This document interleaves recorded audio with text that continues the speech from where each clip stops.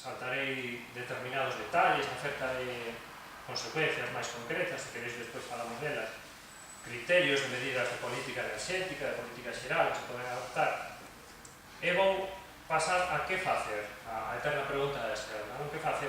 Cal debería ser a estrategia da esquerda diante do teito? Eu tiña dividida en dúas partes, que eran, por un lado, unha reformulación política e, por outro lado, unha reformulación estratégica. Por cuestión de tempo, voume concentrar nas reformulacións estratégicas, que todos podemos, despois delas, derivar as reformulacións políticas as que nos van obligar. Penso que é fundamental que modifiquemos a diagnose en primeiro lugar para reformular a estrategia da esquerda diante desta situación. Debemos recoñecer que non se trata tan só dunha crise do sistema capitalista, senón algo máis profundo e máis grave, unha crise da civilización actual, da civilización industrial. Desde logo tamén na estrategia debemos incorporar o factor urxencia, non somente pola cuestión da mudanza climática, senón porque estamos falando de períodos temporais máis cortos co teito do petróleo. Vai impactar ou xa está impactando, de feito,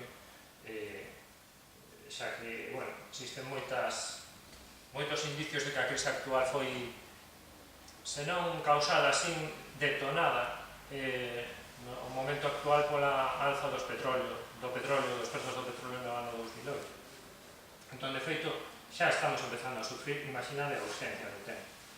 É demasiado optimista, na miña opinión, pensar en alcanzarnos responsabilidades de goberno a nivel nacional antes de que comece a impactar o teito, e tamén en pensar en convencer aos partidos maioritarios. Por lo tanto, penso que tamén debe facerse unha asunción realista de que non poderemos aplicar políticas de preparación a tempo, polo menos non a escala nacional. Onde sí me parece moi interesante e moi posible é actuar no nivel local. Aí deberían incidir, na miña opinión, con decisión e valentía os concelleiros, concelleiras, alcaldes, alcaldesas de esquerda e mesmo os candidatos para as vindeiras municipais sacando este tema a reducir. Como poden incidir? En primeiro lugar, coa divulgación, explicando aos cidadáns o problema, explicando como prepararse, promovendo a difusión da cuestión a niveis máis altos, a niveis políticos, refiro a administracións nacionais, sobre todo sendo referente para que esas outras administracións poidan ter un exemplo de como poder vivir sen petróleo cando comece a escaseza e a nova suba de precios. Tamén poden actuar apoiando todas as iniciativas de divulgación e preparación, seguir o exemplo das transition towns, das post-carbon cities, etc., que son centros de localidades que en todo o mundo están a avaliar a súa vulnerabilidade ante esta situación e trazando plans para poder resistir a perda do petróleo. A principal misión dunha alcaldesa ou alcalde de esquerdas nestes vindeiros anos, coido eu, debería ser preparar o seu concello para mellorar o impacto do teito sobre os seus habitantes, os seus vecinos. Concentrarnos esforzos no nivel local, polo tanto, é fundamental, porque o futuro será local.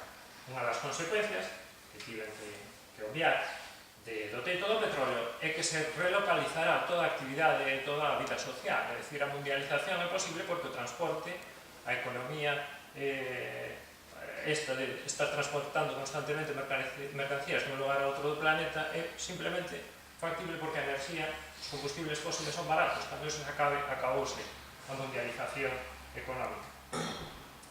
É vital, polo tanto, deixando un pouco de lado o tema da actuación municipal, creamos referentes. É o máis importante que podemos facer, tanto como organizacións políticas, como institucións, como persoas. A mudanza social necesaria, esa revolución da que falaba, terá que vir pola replicación de referentes de vida e de economías en petróleo.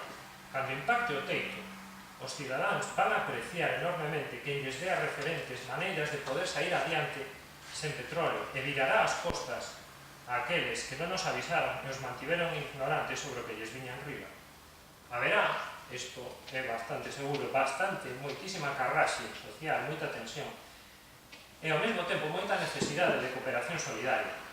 Deberíamos adicar o noso tempo, se cadra, sacrificando porque non dá para todo, menos as reflexións teóricas ou ao combate dun sistema que ten os días contados e máis axudar os nosos concidadáns a prepararse para sobrevivir.